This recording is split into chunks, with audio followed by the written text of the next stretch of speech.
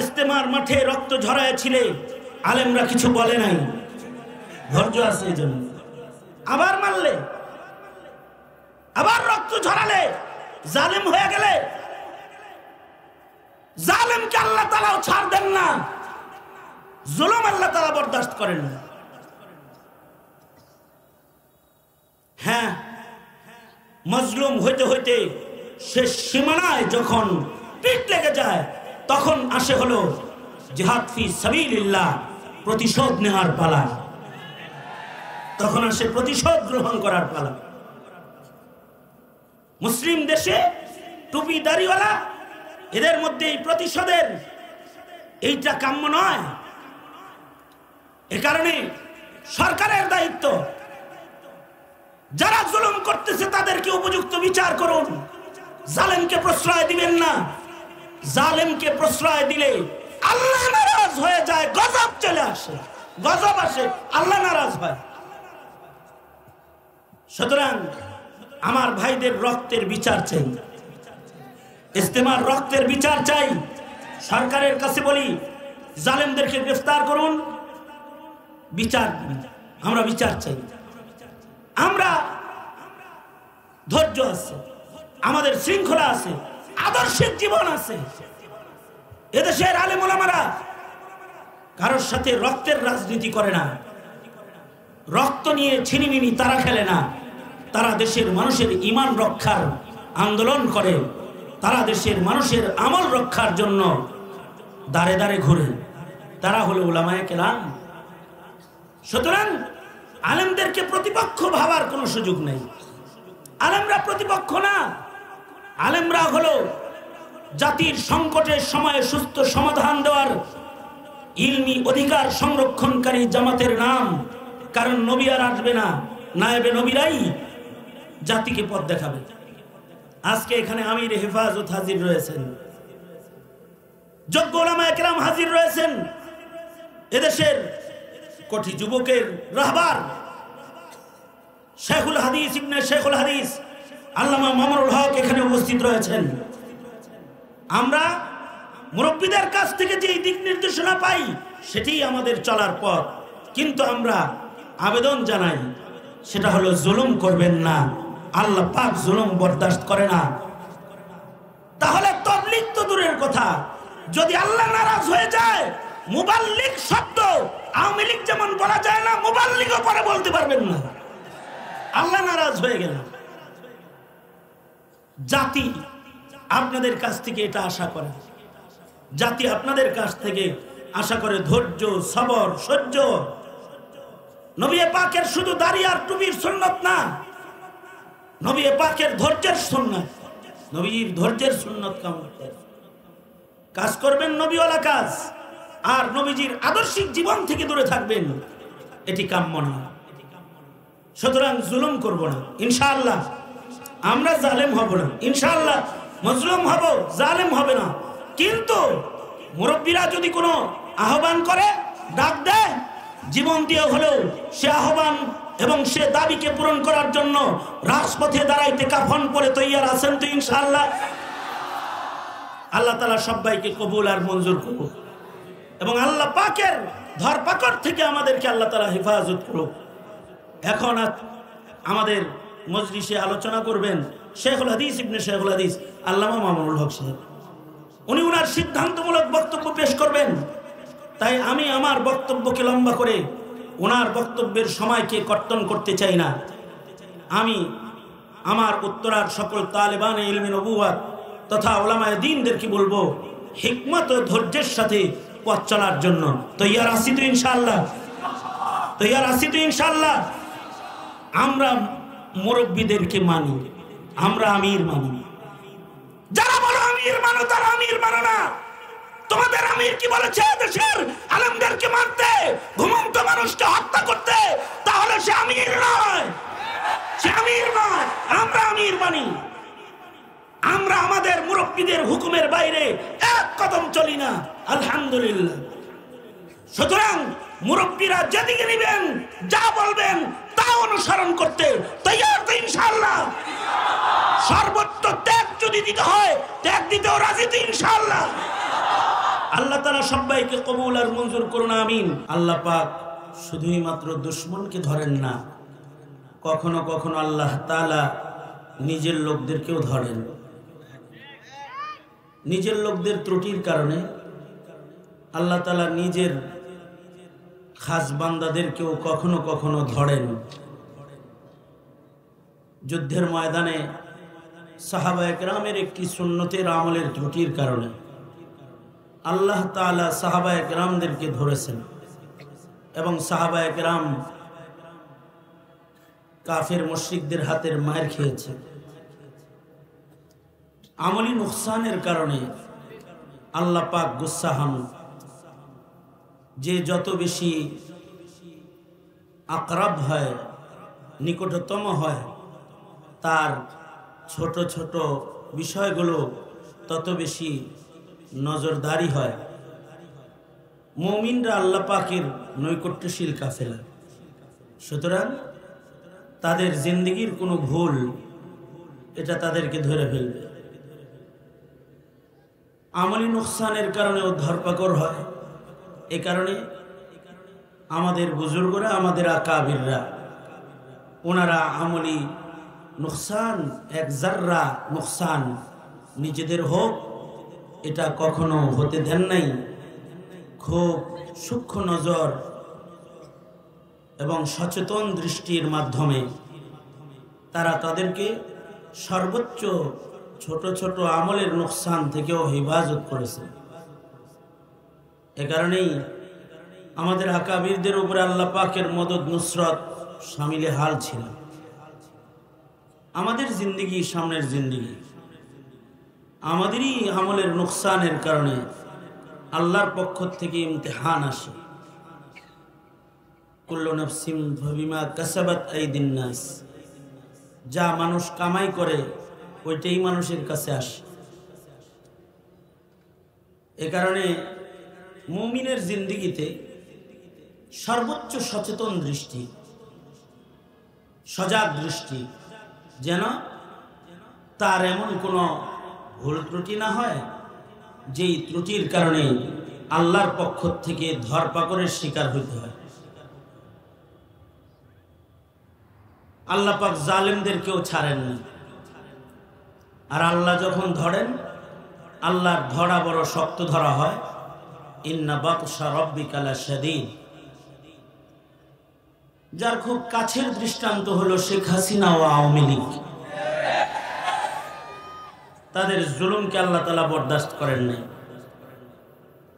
জুলুম আল্লাহ পাক বরদাস্ত করেন না। জুলমের বিচার আল্লাহর পক্ষ থেকে হয়। জুলমের শাস্তি আল্লাহ পাক নিজের হাতে দান করে। আল্লাহ পাক ধরে বসে। এ কারণে আল্লাহ পাক যখন জালিম সরকারকে ধরেছে, সরকারের ন্যূনতম কোনো সমর্থক দাবি করার মতো কেউ গোটা দেশের মাটির উপরে নাই। সারা দেশে বুক ফুলায় বলবে আমি আওয়ামী লীগ, না মারা গেছে। আমি খুব চিন্তা করি 13 সালে যদি উলামায়ে কেরামের রক্তের বদলায় আওয়ামী লীগের পতন হতো, তাহলে আওয়ামী লীগ দেশে থেকে যেত। মোদি বিরোধী আন্দোলনেও যদি আলেমদের রক্তের দ্বারায় যদি মোদি সরকারের আগমন ঠেকাতে গিয়ে যে আন্দোলন হয়েছিল, মোদির আন্দোলন ঠেকাইতে যে আন্দোলন হয়েছে, ওই আন্দোলনও যদি মোদির দাসত্ব যারা করেছে তাদের পতন যদি হতো, তাহলে হয়তো তারা থেকে যেত। আবার নির্বাচনের রাস্তা খোঁজার সহজ রাস্তা তাদের জন্য বেরিয়ে যেত। তো উলামায়ে কেরাম রক্ত দিয়েছেন, উলামায়ে কেরাম সবর করেছেন, আল্লাহ তাআলা কাটা দিয়ে কাটা তুলেছেন। মৌলবীর পাহারা দেওয়া লাগে না যে আমাদের জেল দিলা কেন, মিথ্যা মামলা দিলা কেন, আমাদের আলেমদেরকে জেলবন্দি কেন করলে, আলেমদেরকে হয়রানি কেন করলে, এটা বলা লাগে না। পাবলিকের জবাব দিতে দিতে সব নৌকা দিয়ে ঘুরে আর বোরকা পরে ঘুরে। কারণ ইন্না বাতশা রাব্বিকা লাশাদীদ। জালেমের পতন এরকম হয়, এটি ইতিহাস হয়ে রয়। যেমন শেখ হাসিনার পতন, গণভবনের চতুর্দিকের ইট একটাও নাই, চতুর্দিকের ইট ছাত্ররা খুলে ফেলেছে, মোল্লারা ভাঙে নাই।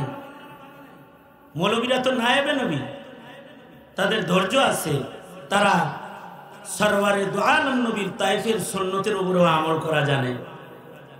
তারা রক্ত ঝরার পরেও বলে আল্লাহ ওরা বুঝে নাই, ওরে মাফ করে দেন। সেই কাফেলা হলো উলামায়ে কেরাম। কিন্তু ছাত্র জনতা খালি একদিন রাজাকার কইছে, এমন চেতাই চেতছে সোজা গণভবন। আর যাইতে যাইতে গণভবনের চতুর্দিক এমন ভাবে ঘেরাও করেছে যে বুবুর গাড়িতে চলে যাওয়ারও কোনো রাস্তা ছিল না। শেষ বেলায় হেলিকপ্টারে চলে উড়াল দিয়ে চলে গেছে। আর পরিণতি কি হয়েছে? ছাত্ররা চতুর্দিকের গণভবনের ডাবল ইটের গাঁথনির দেয়ালের ইট খুলে ফেলেছে। পুকুরের মাছ ধরে লয়ে গেছে, হাঁসগুলাও লয়ে গেছে, জানালার কাপড়ের পর্দাটা পর্যন্ত লয়ে গেছে, কোনো কিছু আর রাখে নাই, সব লয়ে গেছে। যদি শেখ হাসিনা সাহস দেখায় ওই দিন বসে থাকতে পারত, আর যদি বসে থাকতো কোনো কারণে, অবস্থা দেখে মনে হয় ছাত্র জনতা হাসিনার গায়ের চামড়াটা খুলে ফেলতো। কি কারণে খুলতো? জুলুম। কি কারণে? জোরে বলেন। জুলুম। জুলুম আল্লাহ পাক সহ্য করেন না, জালিমকে আল্লাহ পাক পছন্দ করেন না। জালিম যেই হবে, জালিমের সাথে আল্লাহ নাই, আল্লাহ পাক মাজলুমের সাথে আছেন। মাজলুমের দোয়া আহাজারি আর আল্লাহ পাকের মাঝখানে কোনো পর্দা নাই। মাজলুম যেই হয় তার সাথে আল্লাহ পাকের সম্পর্ক গভীর হয়ে যায়। এ কারণেই নবীরা মাজলুম হয়েছেন, জালেম হন নাই। নবীরা কি হন নাই? নবীরা জালেম হন নাই কখনো। লক্ষ নবী, লক্ষাধিক নবী রাসূলের কেউ জালেম হন নাই, মাজলুম হয়েছেন। নবীদের পরে নায়েবে নবীরাও মাজলুম হয়েছেন, জালেম হন নাই। ইমামে আজম আবু হানিফা রাহমাতুল্লাহ আলাইহি একজন থাপ্পড় মারছে, সরকারি পুলিশ অফিসার। এই দেশের পুলিশ অফিসাররাও আলেমদেরকে লাঠি দিয়ে আঘাত করেছে, হাতে হ্যান্ডকাপ লাগায়া উপরে ঝুলায়া রিমান্ড করেছে। আলেমে দ্বীনের হাত পিছনে হ্যান্ডকাপ লাগায়া হকি স্টিক সামনে ধইরা তারপরে রিমান্ড করেছে। অকথ্য ভাষায় গালিগালাজ করেছে, হাঁটুতে স্ট্যাম্প দিয়ে আঘাত করে রিমান্ড করেছে। জুলম, অন্যায়ভাবে মারধর করেছে, আলেমরা সহ্য করেছে। বিচার আল্লাহ তাআলা করেছে। বিচার কে করেছে? জোরে বলেন। আল্লাহ করেছে। কারণ মাজলুমের সাথে তো আল্লাহ। ইমামে আজম আবু হানিফাকে একজন থাপ্পড় মেরেছে পুলিশ অফিসার। ইমামে আজম বললেন, তোর গায়ে যে পরিমাণ গোশত টোস্ত দেখা যায়, আমি ইচ্ছা করলে তোকে একটা আছাড় মারতে পারি, ধরে ফুটবলের মতো তোর এরকম দিতে পারি একটা। দিলাম না, মাফ করে দিলাম। আমি ইচ্ছা করলে সরকারকে বলে তোর চাকরি শেষ করে দিতে পারি। তোরে চাকরি দেওয়া হয়েছে জুলুম বন্ধ করার জন্য, জুলুম করার জন্য না। এদেশের বাহিনী যারা চাকরি নিয়েছে এরা জুলুম করার জন্য না, জুলুম বন্ধ করার জন্য। নিষ্পাপ মানুষদেরকে হয়রানি করে জুলুম করার জন্য না, জালেমকে গ্রেফতার করার জন্য, জালেমকে তালাবদ্ধ করার জন্য। জালেমকে ধরবে বাহিনীর কাজ।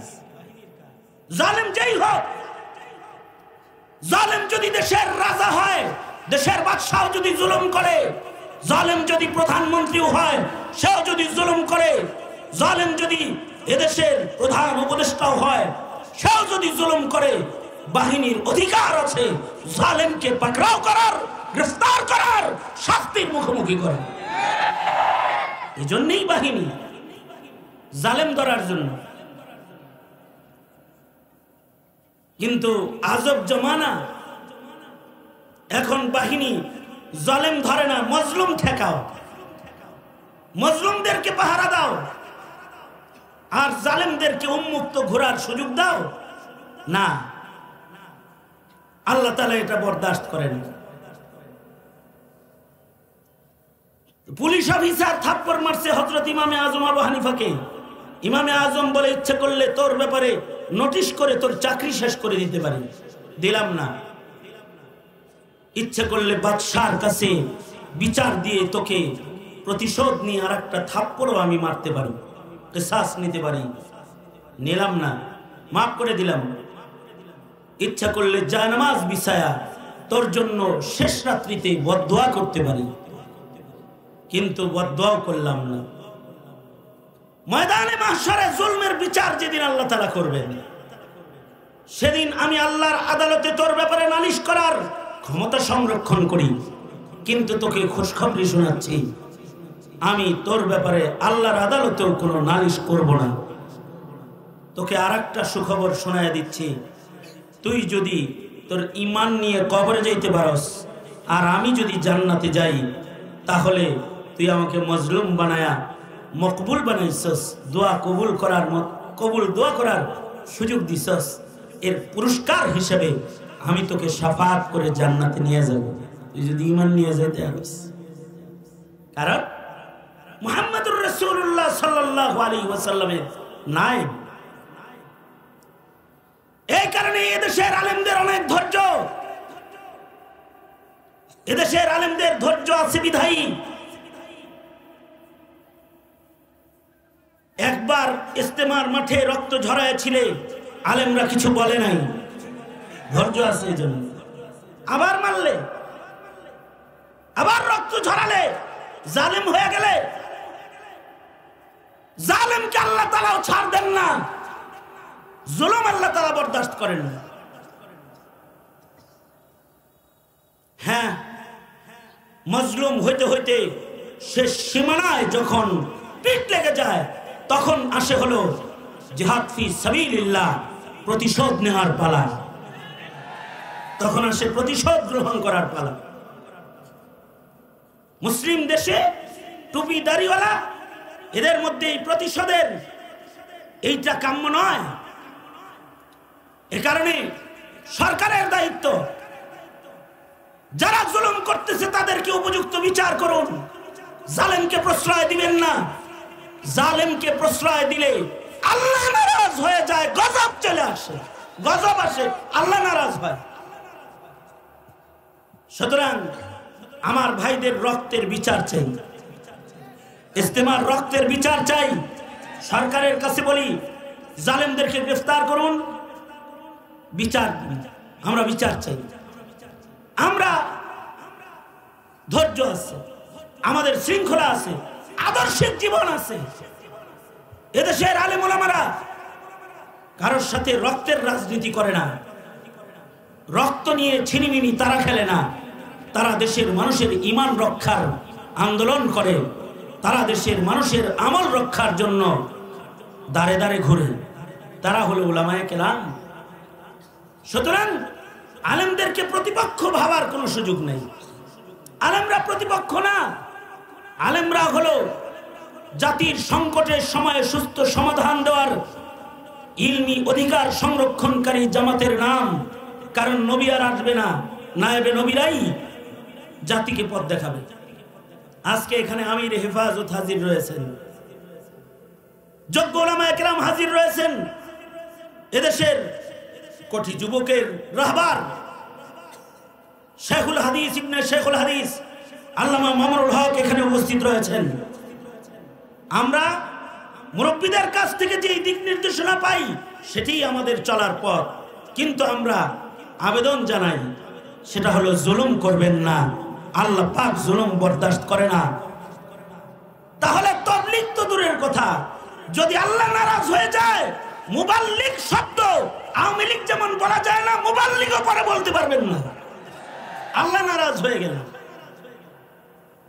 জাতি আপনাদের কাছ থেকে এটা আশা করে, জাতি আপনাদের কাছ থেকে আশা করে ধৈর্য, সবর, সহ্য।